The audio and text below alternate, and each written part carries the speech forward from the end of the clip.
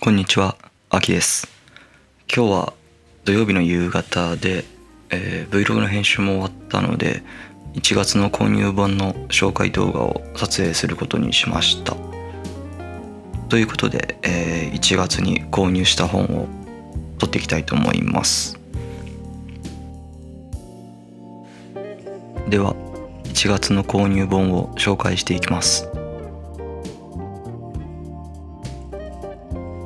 まずは文学界2月号です。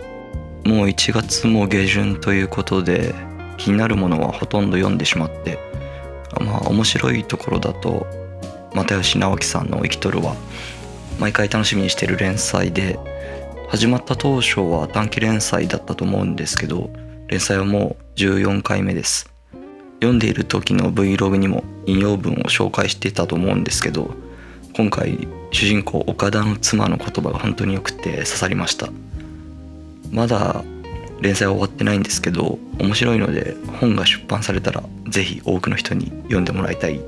小説ですね。自分も読みながら忘れてる部分もあると思うので、本が出たら買って読み直そうかなと思ってます。あとは町屋良平さんの批評ですね。小説の死後、こちらも面白かったです。登場する作家さんと作品については全然知らなかったんですけど、それでも楽しめました。確か年内に一冊の本としてこちら出版されるみたいなので、その時にまた対象の作品を読みながらこちらの批評を読むようにしたいなと思ってます。で、文学界はいつも最後に創作を読むようにしていて、今週から小川陽子さんのサイレントシンガーを読み始めたところで、こちらの作品が結構長いので1月いっぱいは楽しめそうな気がしています。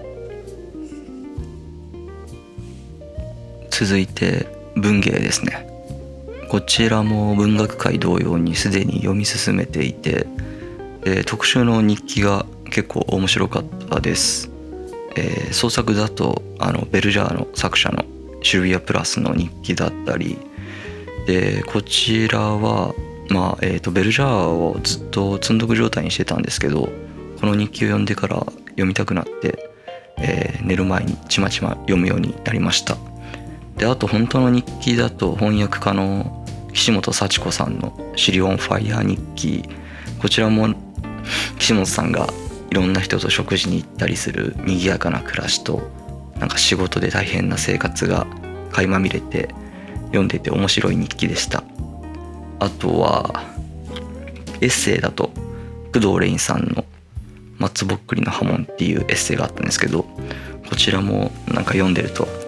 改めて日記を続けていこうかなっていう気持ちになるようなエッセイでした。あと今回の文芸だと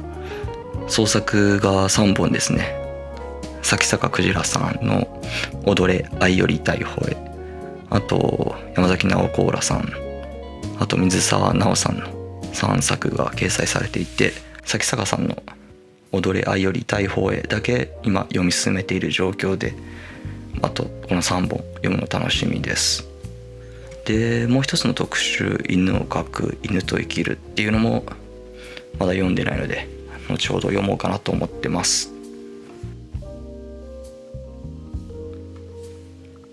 続いてがのりしろゆうすけさんの24号です。あらすじを簡単に読むと、実家を出て2年、作家になった24号の私は弟の結婚式に参列するため仙台に向かっている。5年前に亡くなった叔母の痕跡を求めて往復する時間の先にあるものとは、正直あらすじだけ読んでもわからないですね。こちら芥川賞候補作で SNS で受賞予想を見ていると、この24号を推している投稿をよく見かけたので、どんな話なのかちょっと期待してます。で、個人的にものりしろさんの作品結構好きで、過去にそれは誠と旅する練習も読みました。どちらも芥川賞候補作でしたね。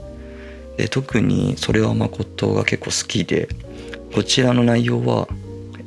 修学旅行で東京を訪れた高校生たちが、予定していたコースを外れて主人公のおじさんに会いに行くっていう物語なんですけど、特別大きな事件が起きるような小説ではなくて、高校生たちの会話だったり描写だったりがとても良くて、結構好きな小説だったっていうのを覚えてます。ということで今回の作品も結構読むの楽しみです。続いてが鈴木優衣さんのゲーテは全てを言ったです。こちらもあらすじを簡単に紹介すると、ゲーテ学者の広場東一が一家団らんのディナーで彼の知らないゲーテの名言と出会う。ティーバッグのタグに書かれたその言葉を求めて膨大な原点を読み漁り、長年の研究生活の記憶をたどるが、一つの言葉をめぐる東一の旅は、創作とは何か、学問とは何かという深遠な問いを投げかけながら読者を思いがけない明るみへと誘う。あらすじを読んだ印象だと、なんか難しくて深そうな小説っていう感じがしますね。で、鈴木優衣さんは大学院に在学中の23歳ということらしくて、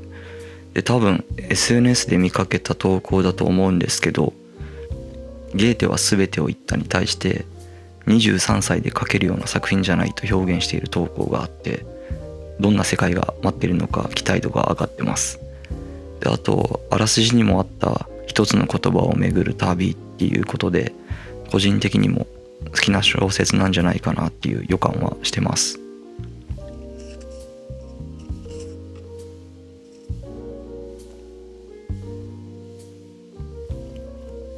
最後が金原ひとみさんの軽薄です。で、あらすじをこちらも簡単に紹介すると、10代の終わりにストーカーと化した元恋人に刺された過去を持つカナ、29歳の今、裕福な年上の夫と幼い息子、仕事での充足も手にし満たされた日々を送っていた。そこにアメリカから姉一家が帰国。未成年の甥から激しい思いを寄せられる。危うさを秘めた甥との破滅的な関係は、彼らを取り巻く人々をどこに運ぶのか。そうですね、あらすじを読んだだけでもなんか金原さんらしい作品っていう印象を受けました。この本は、文学界の特集にあった金原さんと映画監督の山中陽子さんの対談で知りました。で、山中さんが対談の中でナミビアの砂漠を撮るきっかけがこの軽薄だったっていうのを語っていて、気になって購入しました。肝心のナミビアの砂漠はずっと見ようと思いながらまだ見れてないような状況で、先にこの軽薄を読んでから見ることになりそうです。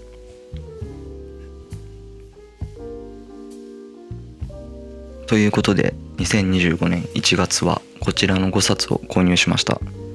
本を買うのはいいんですけど、最近全然読むスピードが追いついてないような状況で、また恐ろしいことに次々欲しい本は出てくるんですよね。で、例えば芥川賞候補だった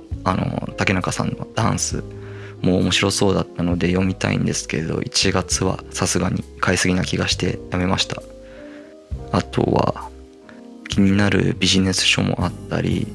見たい映画もたくさん溜まってて、とにかく時間がもっと欲しいなと思う日々です。以上、